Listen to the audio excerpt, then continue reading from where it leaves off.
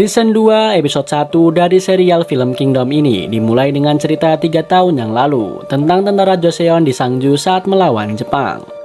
Tanaman pembangkit itu dikenal mulai dari sana. Saat itu Tuan Hakju bertanya kepada Tabib Lee tentang tanaman yang bisa membangkitkan orang mati. Tabib Lee menjelaskan jika esens dari tanaman pembangkit ini diberi air liur dan ditusukkan ke yintang orang mati, maka dia akan bangkit kembali sebagai monster yang haus darah. Namun jasad yang mulai membusuk seiring berjalannya waktu setelah mati tidak bisa bangkit kembali. Tuan Hakju keluar dari ruangan. Terdengar para pasukan membicarakan bahwa mereka sudah dikepung tentara Jepang. Dan sebentar lagi Sangju akan jatuh ke tangan Jepang. Mereka sudah mulai putus asa. Tuan Hakju melihat begitu banyak pasukan Joseon yang mati. Dan film pun baru dimulai. Melanjutkan cerita dari episode 6 season 1, ketegangan masih berlangsung di Sangju. Kabut terus turun hampir sampai di Sangju. Putra mahkota dan pasukannya merasa heran karena mereka melihat zombie-zombie itu hidup di siang hari. Melihat hal itu, putra mahkota memerintahkan untuk ambil senjata dan siap bertempur. Trompet ditiup sebagai tanda dimulainya peperangan. Namun saat kayu penghalang akan dibakar, kayu itu tidak bisa menyala. Zombie-zombie itu keburu sampai di sana. Mereka mulai menyerang pasukan putra mahkota. Yongsin dan warga yang bertugas di pos perahu pun tak luput dari serangan zombie. Dia menyuruh mundur dan menyiapkan perahunya kembali. Pasukan yang bertugas menyalakan api berlari masuk ke dalam gerbang.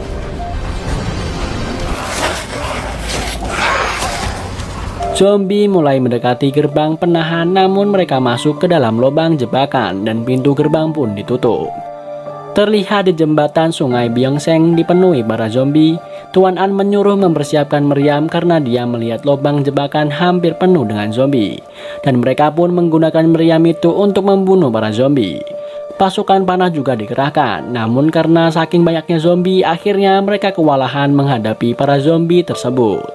Sedikit demi sedikit gerbang itu mulai bisa dibuka oleh para zombie.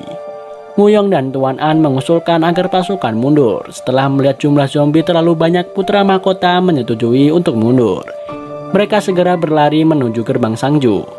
Dari kejauhan terlihat gerbang yang roboh. Di luar gerbang terlihat Yongsin dan beberapa orang berada di atas perahu. Mereka mengarahkan perahunya menuju Sangju. Putra mahkota dan pasukannya hampir sampai di gerbang Sangju. Namun tiba-tiba Tuan An mengusulkan agar mereka lari ke sisi utara sungai. Di sana ada kanal yang dibuat saat perang. Mereka pun segera menuju ke sana. Di pertengahan jalan, Yongsin dan beberapa orang yang bersamanya bergabung dengan pasukan putra mahkota menuju ke kanal. Namun saat mereka sudah sampai di sana, pintu kanal itu terkunci. Putra mahkota memerintahkan untuk membangun benteng pertahanan, sementara beberapa orang lainnya berusaha membuka pintu kanal. Zombie mulai berdatangan, namun pintu kanal belum bisa dibuka. Terlihat pasukan mahkota mulai kewalahan. Muyong akhirnya membantu membuka gerbang kanal dengan menggunakan 2 bilah pedangnya. Dan akhirnya pintu tersebut terbuka. Mereka segera masuk ke sana. Saat Yongsin hendak menutup pintu kanal, salah satu pintu itu tersangkut tidak bisa menutup rapat. Tiba-tiba salah seorang anak buah Tuan An menyuruh Yongsin untuk segera masuk ke dalam. Ternyata laki-laki itu tangannya sudah tergigit oleh zombie. Menyadari hal tersebut, maka dia mengorbankan dirinya untuk menahan para zombie di gerbang kanal. Dengan cara mengikatkan rantai di badannya dan menguncinya dengan sebilah pedang yang ditusukkan ke badannya. Akhirnya, putra mahkota melanjutkan perjalanan. Sampailah mereka di ujung kanal dan disambut oleh warga lainnya. Mereka masih merasa heran dengan zombie yang bisa hidup di siang hari. Adegan beralih di lembah batu, terlihat banyak sekali zombie di sana. Subi dan Hakim Pal mulai memanjat tebing itu. Hakim Pal merasa heran karena para zombie itu bisa bergerak pada siang hari. Subi menganalisa tanaman pembangkit menyukai tempat yang dingin. Jika para zombie itu memiliki karakter tanaman tersebut, maka zombie itu bukannya takut sama matahari, melainkan suhu tinggi. Karena saat itu di sana adalah musim dingin, walaupun ada matahari udara tetap dingin. Para zombie jadi tidak tertidur, dan satu lagi ternyata zombie itu takut dengan air. Mereka pun kemudian pergi dari sana, melewati atas gunung menuju ke Muyang Saije. Adegan beralih kepada ketua divisi komandan kerajaan melapor kepada Perdana Menteri bahwa ada masalah penting di sana, yaitu ditemukannya mayat-mayat wanita di luar gerbang utara kemarin malam. Menurut petugas autopsi, mereka dalam kondisi baru melahirkan, dan bayi yang ditemukan bersama wanita itu sudah dalam kondisi mati. Namun sebelum meninggal, wanita itu sempat berkata bahwa semua orang yang berada di desa Naiseonjo di Samyang, luar gerbang utara, pasti akan mati. Perdana Menteri itu kaget karena di sana adalah tempat kediaman pribadi keluarga ratu. Scene beralih, terlihat seorang cenayang sedang melakukan ritual di depan paduka ratu. Dia memberitahu bahwa divisi komandan kerajaan menyadari keberadaan Naiseonjo. Sang ratu berpesan agar semua ini dirahasiakan dari ayahnya. Dia hanya butuh kelahiran bayi laki-laki untuk dijadikan sebagai putra mahkota. Maka semua orang tidak akan bisa berbuat semena-mena dengannya. Cenayang itu pun kemudian berkata, mereka harus menyiapkan persembahan samsin sebelum bulan gelap tenggelam. Maka hari itu sang ratu akan memeluk seorang putra mahkota. Ratu pun tersenyum mendengarnya. Adegan beralih di Muyong Saije. Ternyata Hakim Pal sudah sampai di sana. Dia segera berlari menuju Tuan Hakju setelah melihatnya. Dia pun bersujud di depan Tuan Hakju, kemudian menceritakan tentang wabah di Dongnai, daerah yang dipimpinnya. Sebenarnya Tuan Hakju marah padanya, namun karena Hakim Pal memiliki darah klan Haiwencho, maka dia mengampuninya dan menyuruh mereka untuk melayaninya. Begitu juga Subi, dia diterima di sana karena dia adalah murid dari Tabib Li yang sudah mengobati paduka raja. Kembali pada putra mahkota di Sangju, Tuan An dan pelayannya memeriksa stok makanan yang masih ada. Menurut perkiraannya, stok itu hanya cukup untuk 5 hari saja. Mereka pun keluar dari sana sambil berbincang-bincang bahwa wabah ini tidak sampai seperti wabah 3 tahun yang lalu. Saat itu orang yang terkena penyakit hanya haus daging manusia. Apabila menggigit pun orang yang digigit tidak akan tertular. Dan mereka juga tidak berkeliaran pada saat matahari terbit. Pelayan itu mencurigai bahwa Tuan Hakju sudah menyembunyikan sesuatu tentang wabah yang terjadi saat ini. Dia merasa menyesal atas kejadian 3 tahun yang lalu. Dia merasa bahwa Tuhan sedang menghukum mereka. Namun Tuan An mengingatkan bahwa dulu semua itu mereka lakukan demi Sangju, dan semua orang pasti akan melakukan hal yang sama. Kemudian pelayan itu minta maaf dan pergi dari sana. Ternyata Muyong mendengarkan pembicaraan Tuan An dan pelayannya. Dia segera melapor kepada putra mahkota. Muyong mengajak putra mahkota pergi dari sana, namun putra mahkota malah berbalik mencurigai Muyong. Dia bertanya kepada Muyong apakah semua yang dia lakukan itu adalah suruhan Tuan Hakju. Karena Tuan An pernah bilang padanya bahwa prajurit kerajaan tahu bahwa dia pergi ke Sangju. Muyong pun kaget, dia dituduh seperti itu, padahal dia sudah rela meninggalkan istrinya yang sedang hamil demi mengikuti putra mahkota sampai ke Sangju. Tiba-tiba terdengar orang berteriak adanya kebakaran. Ternyata gudang tempat menyimpan stok makanan terbakar. Ketua pasukan marah kepada penjaga gudang itu. Karena kelalaiannya itu, stok makanan hampir habis terbakar. Saat dia hendak membunuhnya, salah seorang warga menghentikannya dan mengaku bahwa dialah yang menyebabkan kebakaran itu. Saat hendak mengambil makanan, tanpa sengaja dia menjatuhkan obor di sana. Semua itu dia lakukan karena anaknya yang kelaparan. Adegan beralih pada Subi dan Hakim Pal. Subi sedang meneliti tanaman pembangkit. Karena menurutnya separah apapun wabahnya pasti ada cara untuk menghentikannya. Tiba-tiba Tuan Hakju datang dan menyuruh memberikan apa yang dipegangnya. Tuan Hakju kaget setelah tahu apa yang dimiliki oleh Subi. Subi pun menjelaskan bahwa dia tahu tanaman itu dari jurnal pasien yang dibuat oleh Tabib Li. Karena pengetahuannya tentang tanaman itu, Tuan Hakju memerintahkan pada pasukannya agar membawa Subi saat nanti mereka ke Hanyang.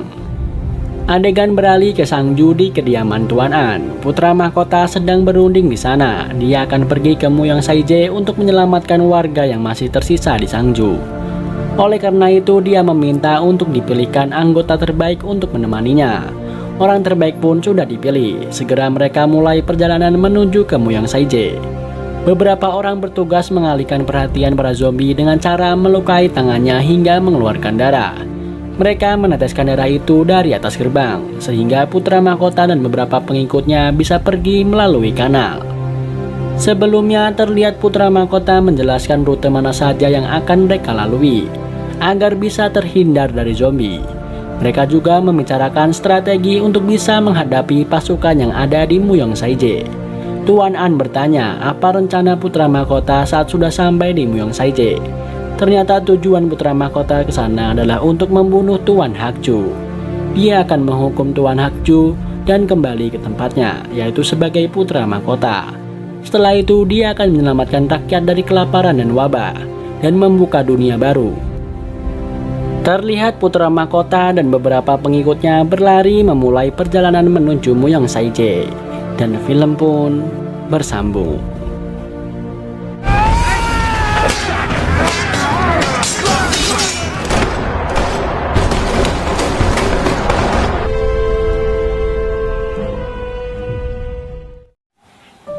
Episode ini dimulai di kamp pasukan kelima Muyong Saije. Subi beristirahat di dalam tenda sambil memikirkan tentang tanaman pembangkit. Tiba-tiba ada bayangan orang berjalan di luar tenda. Subi mengikutinya. Terlihat beberapa prajurit membawa peti. Ternyata peti itu dibawa ke sebuah ruangan. Di saat yang bersamaan, putra mahkota dan beberapa pengikutnya sudah sampai di benteng Muyong Saije. Mereka menggunakan tali untuk memanjat dinding benteng. Kemudian mereka pun menyelinap ke tenda-tenda pasukan Tuan Hakju. Mereka membunuh setiap prajurit yang ditemui. Di tempat yang sama, Subi menyelinap masuk ke dalam ruangan di mana prajurit itu membawa peti. Di luar, Yongsin memeriksa setiap tenda, namun tenda itu kosong. Dia pun melapor pada Tuan An bahwa ada yang aneh di sana. Pasukan yang ada hanya sedikit. Mereka harus memberitahu putra mahkota. Terlihat putra mahkota sedang menuju ke sebuah ruangan. Kembali kepada Subi, dia menemukan rantai penuh darah di sebuah ruangan di sana. Di saat yang sama, pangeran sudah masuk ke dalam ruangan itu. Saat dia sudah ada di dalam, tiba-tiba pintu ditutup dari luar dan muncullah zombie Paduka Raja. Di luar sudah banyak sekali para pasukan Tuan Hakju. Tuan An berusaha menyusul putra mahkota. Namun tiba-tiba mereka sudah dikepung oleh pasukan bersenjata. Seorang prajurit memukul gong. Subi yang mendengar suara gong langsung pergi keluar dan melihat pengepungan itu. Tuan An terus menuju ke ruangan di mana putra mahkota berada. Namun dia dihadang oleh Tuan Hakju. Mereka berdebat. Tuan Hakju berkata bahwa Paduka sudah berada di sini untuk menghukum pengkhianat itu. Tuan Hakju juga mempertanyakan kenapa Tuan An malah membela seorang pemberontak. Di dalam ruangan, zombie Paduka Raja berusaha menggigit putra mahkota. Putra mahkota berusaha menahannya dan mencoba menyadarkan ayahnya. Saat zombie ayahnya mendekatinya, sesaat putra mahkota seperti mengingat masa lalunya dan bersama ayahnya yang masih hidup dan memberikan sebuah nasihat. Saat itu beliau berkata bahwa putra mahkota adalah anak satu-satunya dan orang yang terpenting baginya. Maka putra mahkota harus bertahan hidup serta tunjukkan arti raja yang sesungguhnya.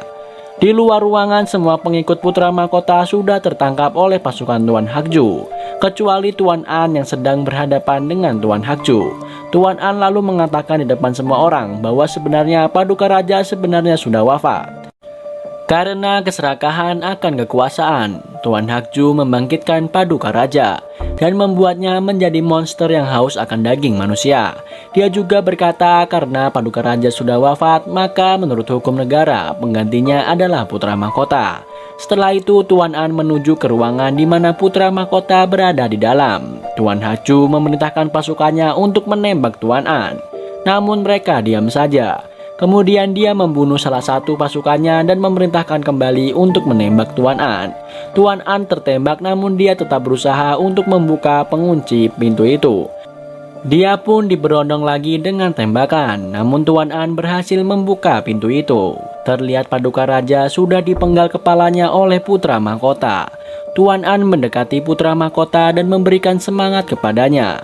Di saat terakhir, Tuan An seperti membisikkan sesuatu kepada putra mahkota, dan dia pun mati di pelukan putra mahkota. Tuan Hakju datang dan pura-pura menangisi kematian Paduka Raja. Dia pun membungkus kepala raja lalu dibawa keluar dan memerintahkan kepada pasukannya untuk menangkap putra mahkota dan para pengikutnya. Adegan beralih di Hanyang. Divisi Komandan Kerajaan akan menyelidiki rumah pribadi Paduka Ratu. Hal itu dikarenakan mereka menemukan jejak darah dari ditemukannya mayat wanita itu. Dan sepanjang jalan dekat sungai hingga Naisenjo, dia berkeyakinan bahwa wanita itu kabur dari sana dan masih banyak lagi orang yang berada di sana.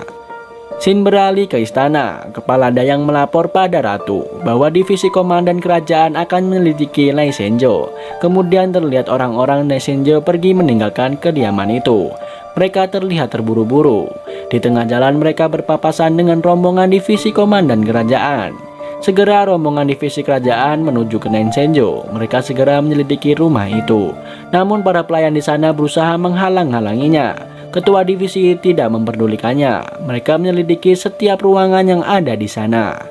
Tak terkecuali pavilion untuk tamu pun diperiksa. Saat dibuka, pavilion itu memang benar kosong. Namun ketua divisi menemukan bekas darah yang ditutupi dengan alas lantai. Salah satu anak buahnya juga menemukan tanah yang bekas digali. Sepertinya ada sesuatu yang dikubur di sana. Dia teringat pada rombongan yang berpapasan dengannya tadi. Segera dia mengejar rombongan itu dan menangkap semua orang-orang dari Naisenjo itu. Kemudian dia melaporkan pada Perdana Menteri bahwa mereka menemukan 7 wanita hamil dan mayat bayi-bayi baru lahir.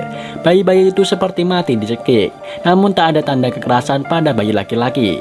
Mereka merasa ada keanehan di sana. Kenapa semua bayi perempuan dibunuh sedangkan bayi laki-laki tidak? Sepertinya si pelaku menginginkan bayi laki-laki. Tiba-tiba mereka mendengar suara trompet ditiup, yang artinya Paduka Raja telah wafat.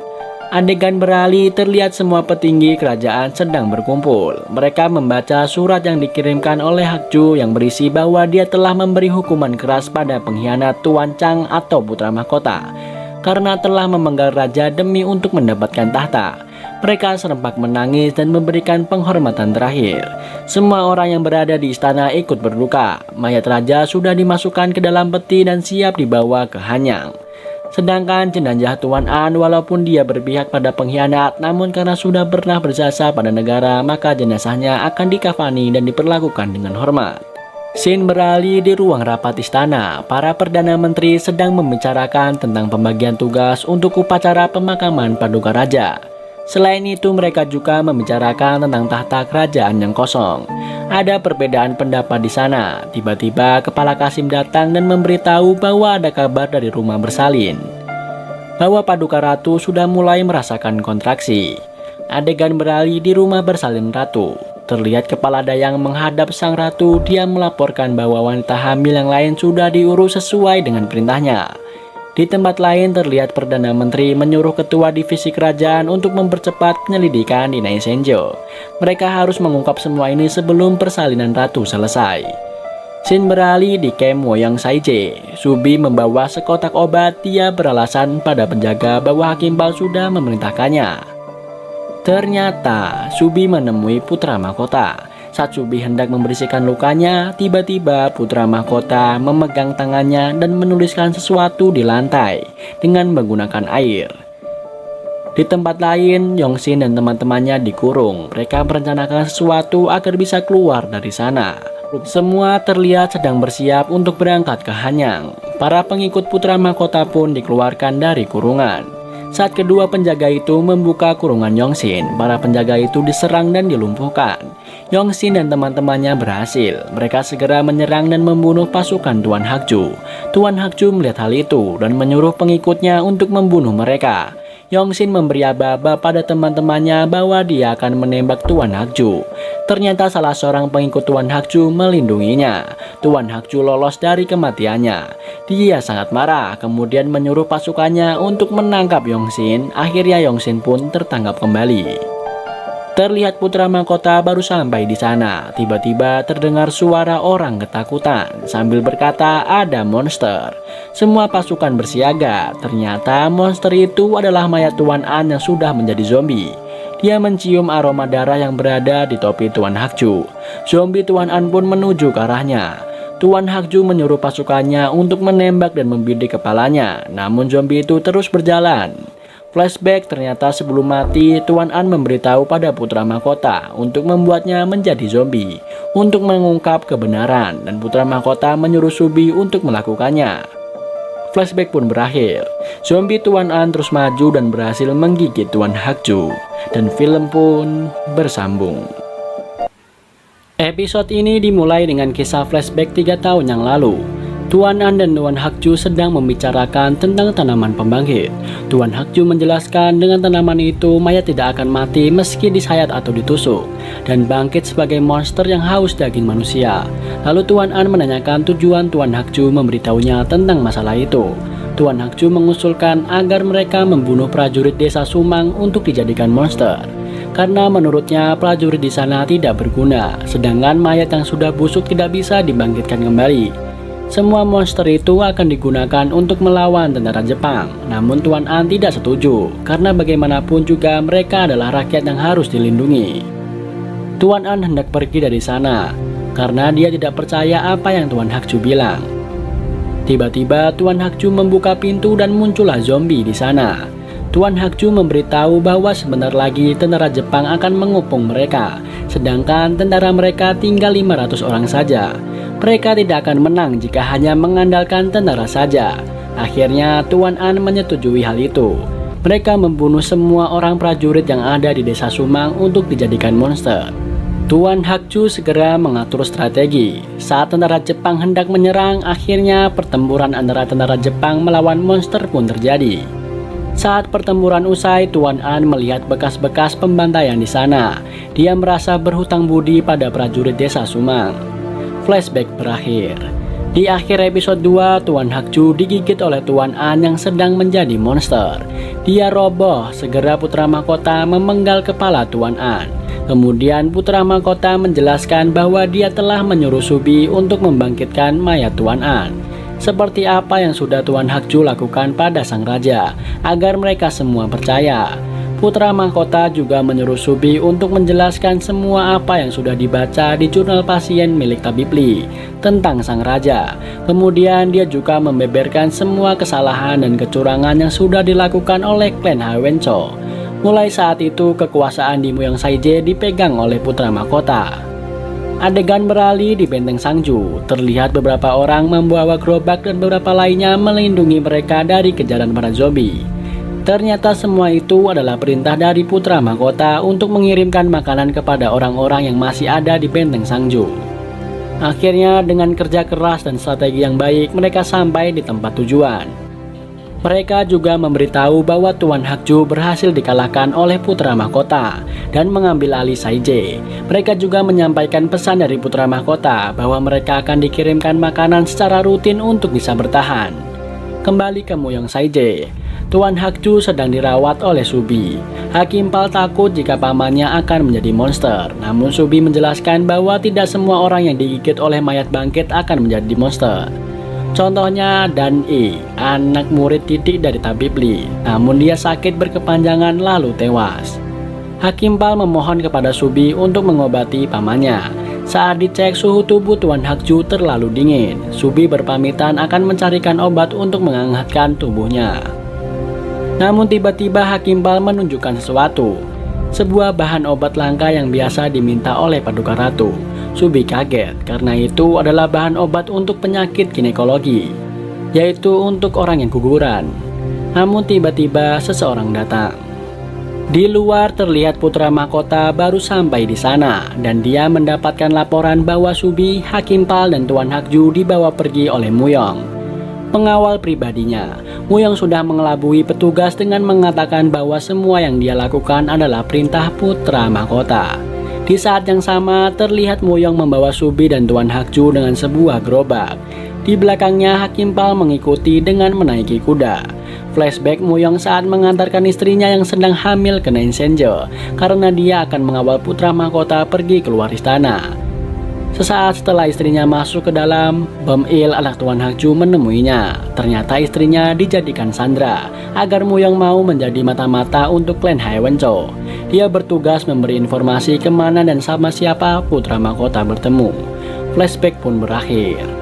Adegan beralih di Saije. Putra mahkota akan menghadang Muyong di tengah perjalanan. Karena jika Tuan Hakju lebih dulu sampai di Hanyang, pasti dia akan kembali ke Saije dengan membawa pasukan kelima yang tersisa.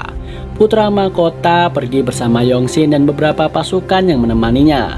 Mereka melalui jalan pintas. Scene beralih di ruang rapat Hanyang. Para perdana menteri sedang menunggu kabar kelahiran dari sang ratu. Namun ternyata belum ada kabar dari Istana Ratu.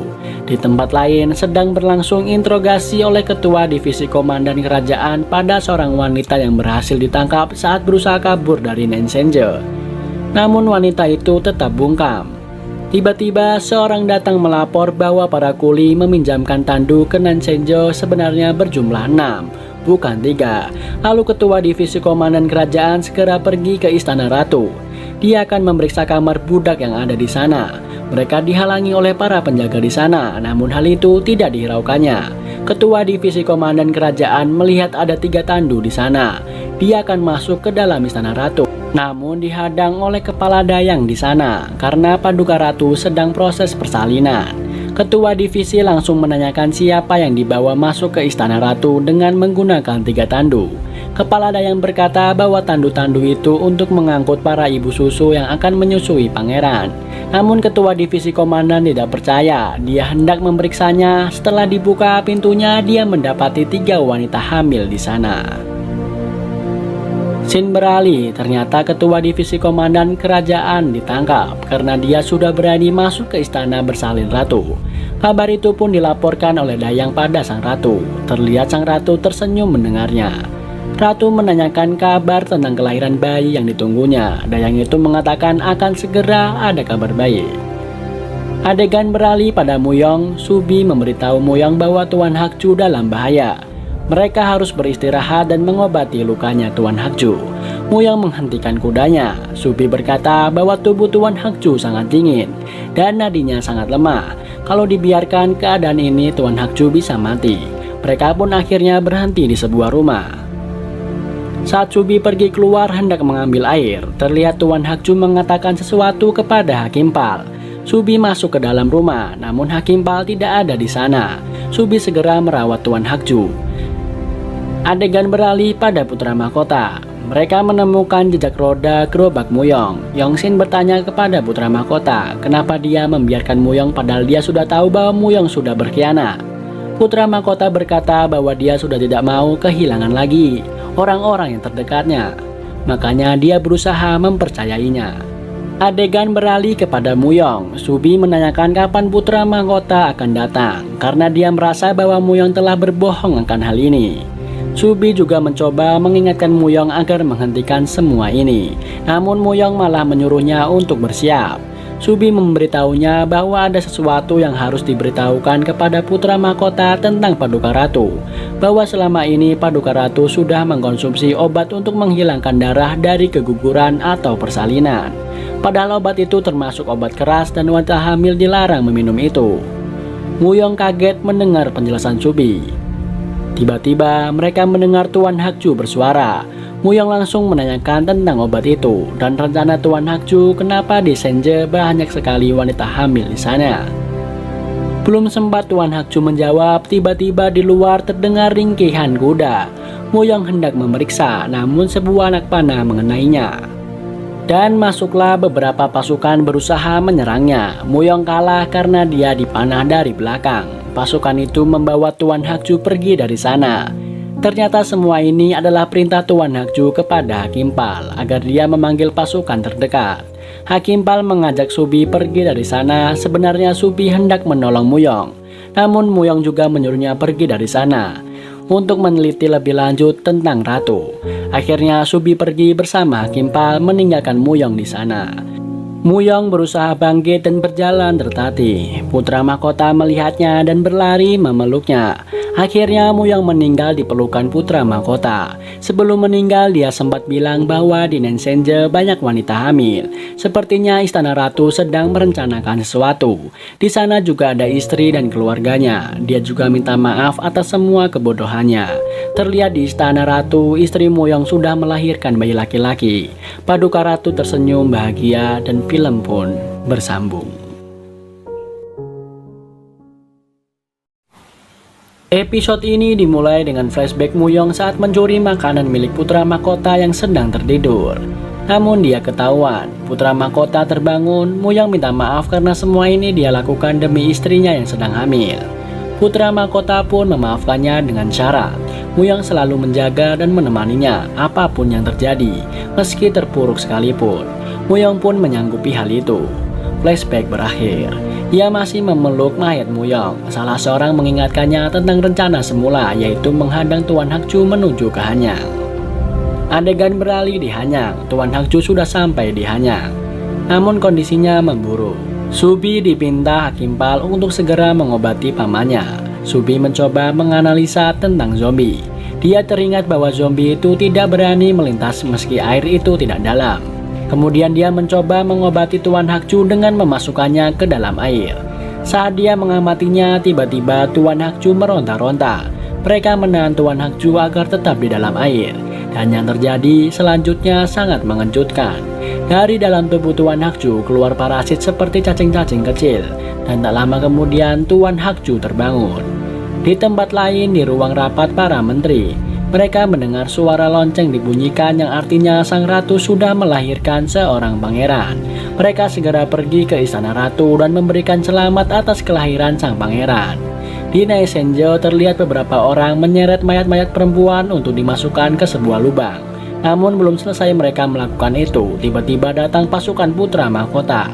Mereka kaget karena mayat-mayat wanita itu sedang hamil besar. Tiba-tiba putra mahkota melihat sebuah jendela yang bergerak-gerak. Ternyata di sana dia menemukan istri Muyong yang hendak dibunuh. Di ruang rapat para perdana menteri, salah seorang perdana menteri memberitahu pada yang lain bahwa sudah terjadi pembunuhan di rumah pribadi ratu. Di sana ditemukan 7 wanita hamil tewas dan ditemukannya mayat bayi-bayi perempuan yang baru lahir. Namun pelaku dan motifnya belum diketahui. Sepertinya pelaku sangat menginginkan bayi laki-laki yang baru lahir. Namun perdana menteri yang lain mencoba membantahnya. Tiba-tiba Tuan Hakju masuk ke dalam ruang rapat. Dia menanyakan apakah semua tuduhan dari sang menteri ada buktinya. Dan untuk kepala divisi komandan kerajaan pantas mati, karena sudah berani masuk ke rumah bersalin ratu tanpa bukti yang jelas. Sedangkan raja pun dilarang masuk ke sana. Tidak hanya kepala divisi yang akan dihukum, namun pasukan dan keluarganya pun akan dihukum mati. Akhirnya terjadilah penangkapan terhadap keluarga kepala divisi komandan kerajaan dan para pasukannya. Mereka diikat dan diarak di jalanan. Subi dan Hakim Pal melihatnya. Tiba-tiba Subi melihat salah seorang yang memberikan tanda agar mengikutinya. Dia pun pergi dengan alasan akan membeli obat. Akhirnya Subi mengikuti orang tadi yang ternyata adalah Yongsin. Dia mengajak Subi ke balai dekat istana Hanyang untuk memeriksa keadaan istri Muyong. Istri Muyong bergumam bahwa mereka membawa anaknya. Subi melaporkan kondisi istri Muyong kepada putra mahkota bahwa dia sudah melewati masa kritisnya. Putra mahkota bertanya kepada Subi apakah benar Tuan Hakju sudah selamat. Kemudian Subi memperlihatkan pada putra mahkota parasit yang keluar dari tubuh Tuan Hakju saat dimasukkan ke dalam air. Putra mahkota menyuruh Subi untuk membantu mengatasi wabah ini. Namun Subi merasa belum mempelajarinya sampai sejauh itu. Ternyata semua wabah ini karena ulah parasit kecil yang sanggup membunuh orang-orang dan mengubrak-abrik tanah Gyeongsang. Di akhir pertemuan, putra mahkota meminta Subi untuk melakukan sesuatu. Setelah itu, Subi segera kembali ke tempat Hakim Pal. Di sana Hakim Pal sudah menunggunya. Subi segera mengutarakan keinginannya, yaitu menjadi tabib paduka ratu.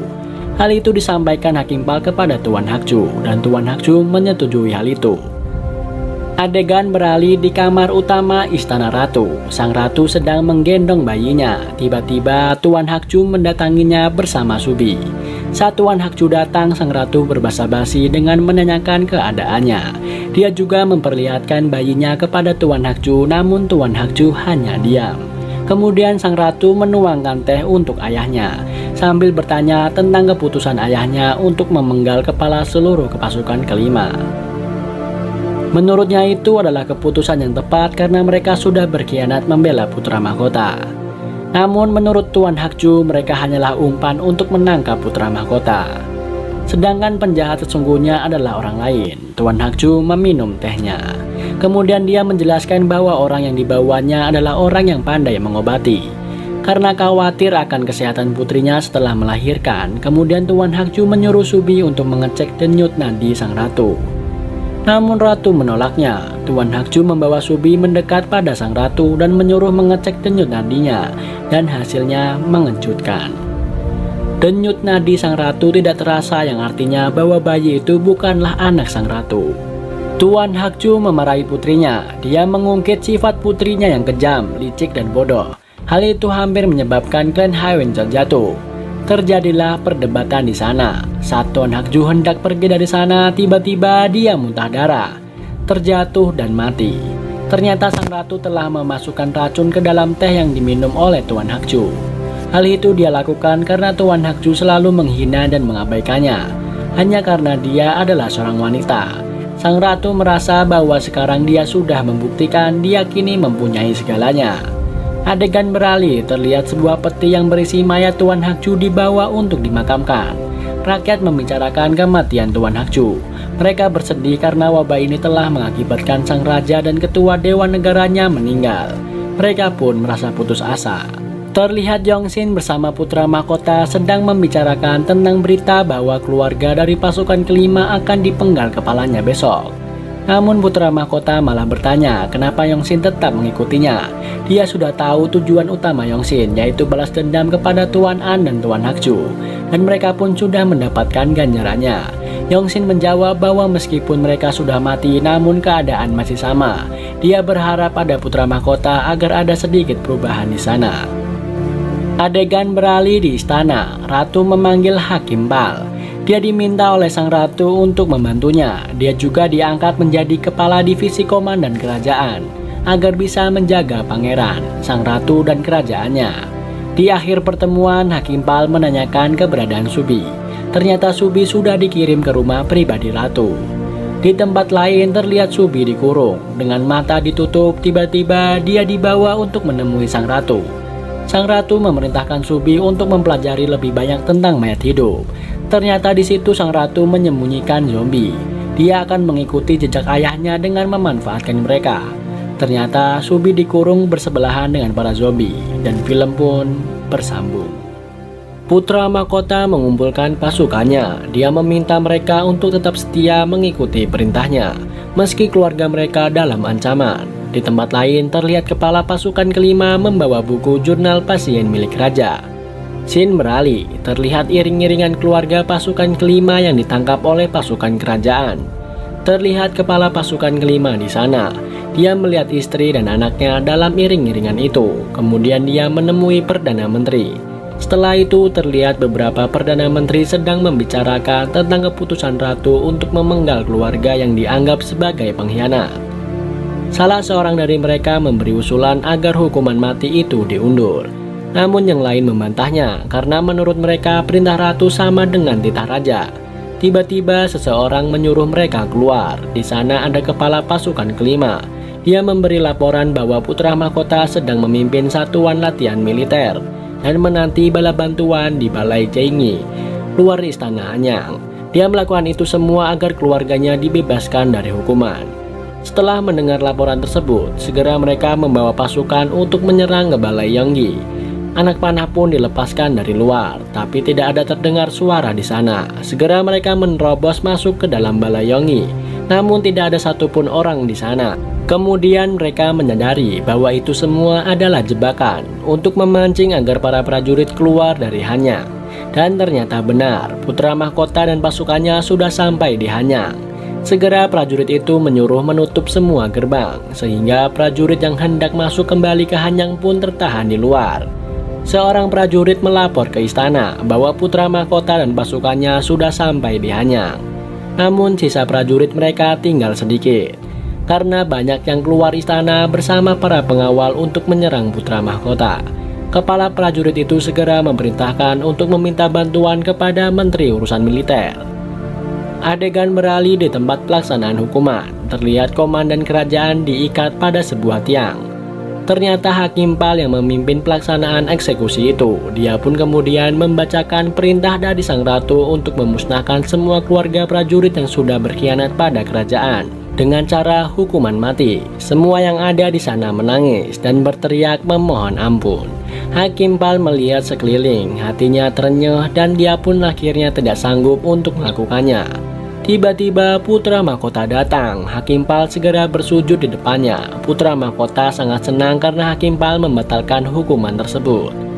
Dia pun mengajak Hakim Pal untuk bergabung bersamanya. Hakim Pal sebagai divisi komandan kerajaan pun bersedia mengabdi pada putra mahkota.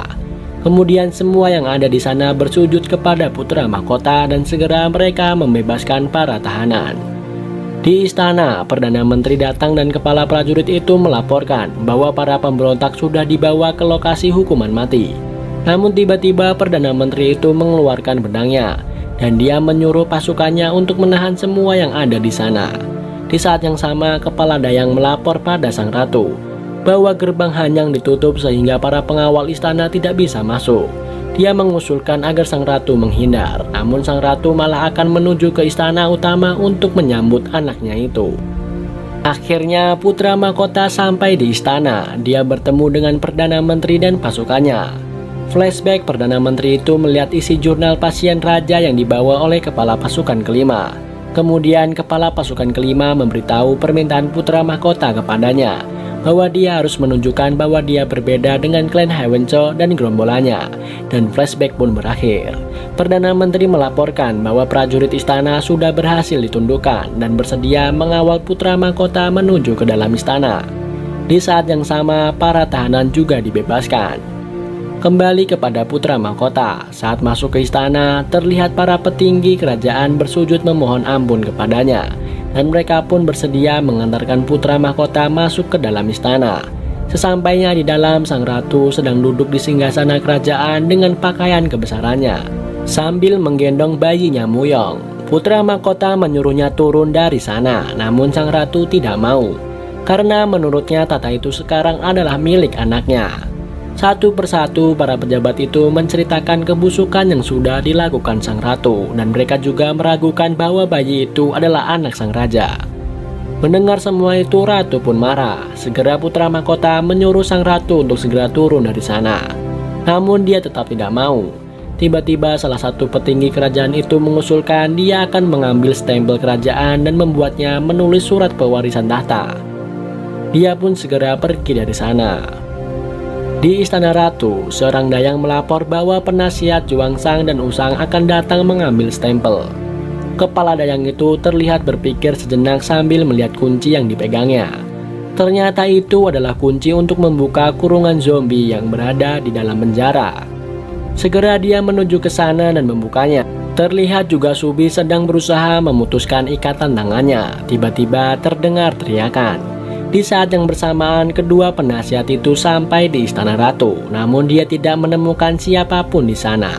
Kembali lagi kepada Subi, akhirnya dia berhasil melepaskan ikatannya dan melihat ada kunci di sana. Akhirnya dia pun keluar dari sana. Saat sampai di luar, dia mendengar orang menjerit ketakutan. Ternyata mereka diserang oleh zombie. Kedua penasihat yang hendak mengambil stempel itu pun tak luput dari serangan zombie. Teriakan itu pun terdengar sampai ke dalam istana utama. Sang ratu kemudian berkata, jika dia tidak bisa memilikinya, maka siapapun tidak boleh memiliki tahta ini. Tiba-tiba di luar terdengar Subi berteriak bahwa ada wabah. Semua yang ada di sana kaget. Subi melaporkan bahwa wabah sudah menyebar di istana ratu. Putra mahkota segera menyuruh untuk menutup semua pintu gerbang. Dia juga memerintahkan para pasukannya untuk membunuh semua zombie tanpa tersisa. Terlihat wabah zombie sudah menyebar kemana-mana. Putra mahkota dan pasukannya berusaha menumpas semua zombie yang ada, namun zombie semakin bertambah banyak. Di dalam istana utama, sang ratu dan bayinya dijaga oleh beberapa pasukan kerajaan. Subi juga berada di sana. Sesaat mereka sudah tidak mendengar adanya suara jeritan di luar. Di tempat lain terlihat seorang pejabat berlari dan segera menutup gerbang.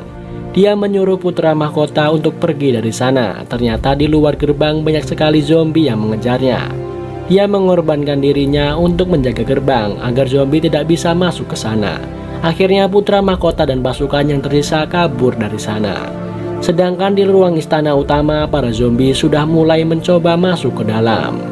Dan film pun bersambung.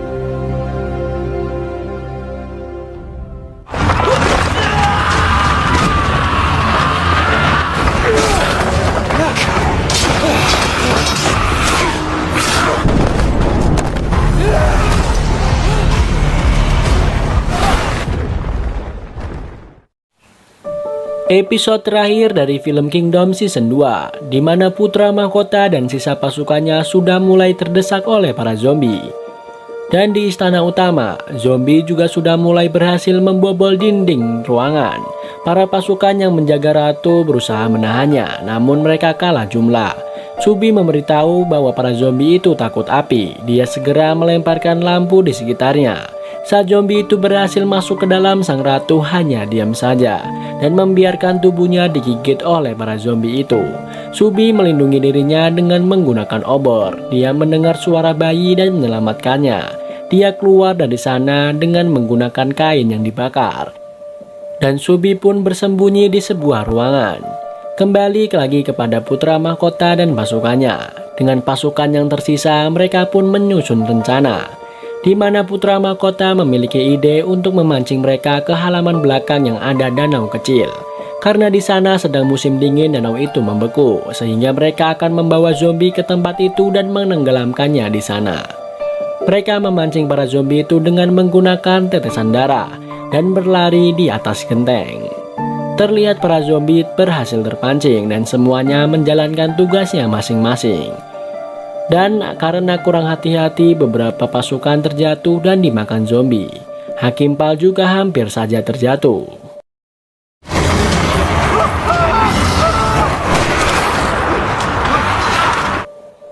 Untung Yongsin menolongnya. Semua orang terus berlari menuju ke halaman belakang. Namun karena ada yang ceroboh dan jatuh, membuat zombie menumpuk dan berhasil menuju ke atas genteng. Mereka pun mengejar putra mahkota yang ada di atas genteng dan terjadilah pertarungan yang sengit di sana.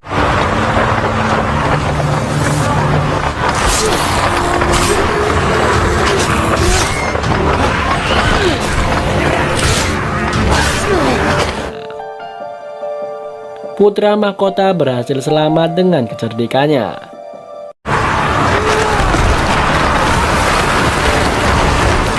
Mereka yang masih selamat segera menuju ke halaman belakang. Di luar istana, rakyat menanyakan apa yang terjadi di istana. Di lain sisi, Subi berada di dalam ruangan dan melihat di luar sudah sangat sepi dari para zombie. Dia merasa heran ada darah di tangannya. Ternyata bayi pangeran sudah digigit. Di lain sisi, putra mahkota dan pasukannya bergegas menuju ke halaman belakang dan siap bertempur melawan para zombie yang sudah mulai mendekat. Terlihat mereka sangat tegang sekali.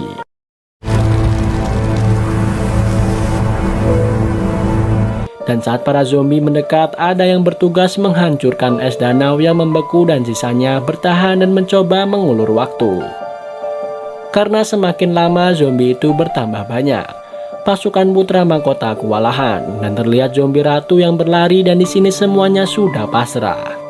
Dan putra mahkota pun tergigit dan ia berusaha untuk menghancurkan es. Ia berusaha dengan keras dan bersusah payah. Dan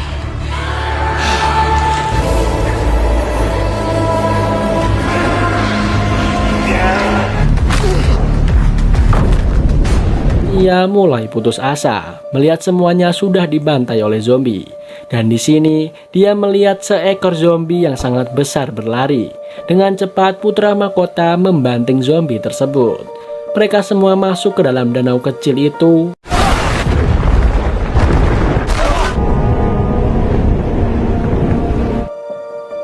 Dan tiba-tiba parasit dari tubuh mereka keluar. Dan mereka segera keluar dari kolam.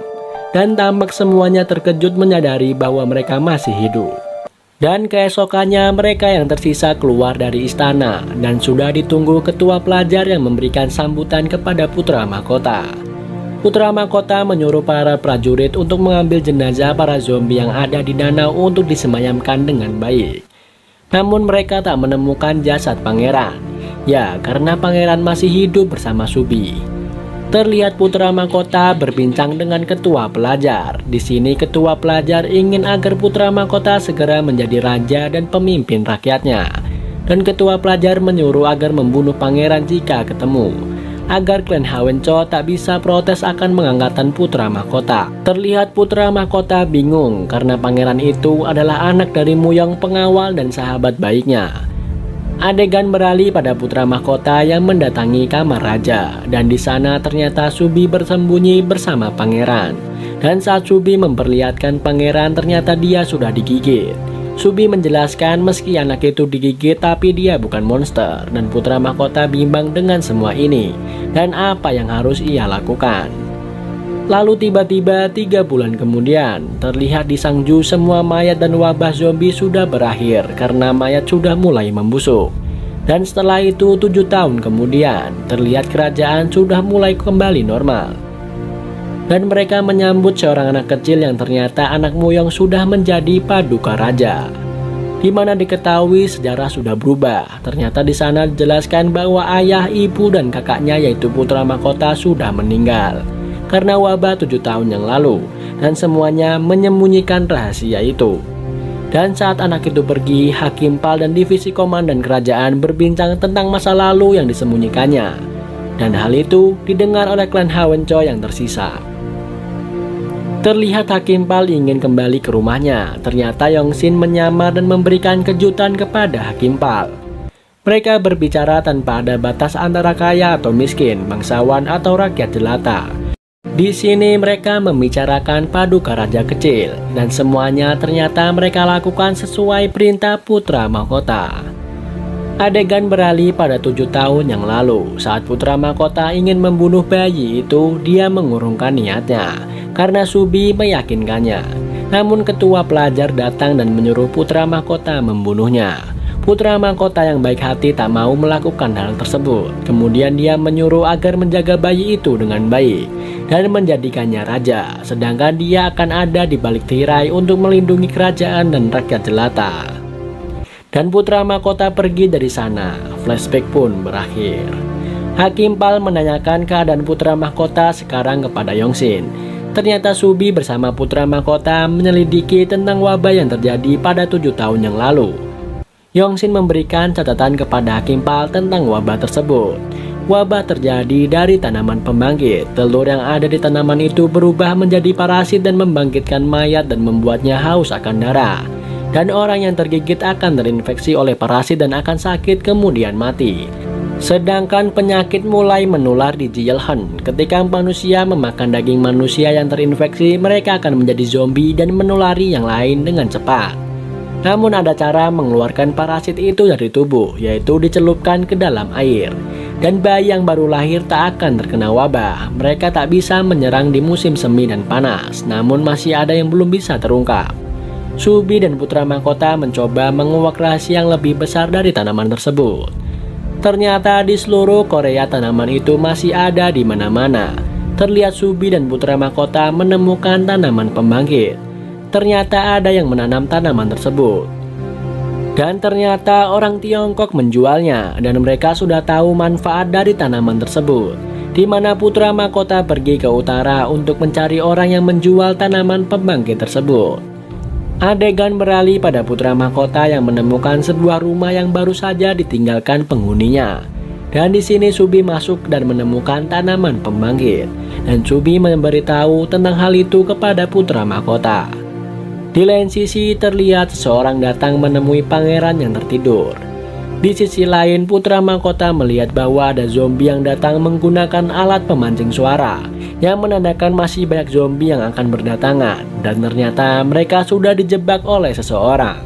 Di lain sisi terlihat masih ada parasit di dalam tubuh pangeran. Di sisi lain orang yang menjual tanaman itu adalah seorang wanita.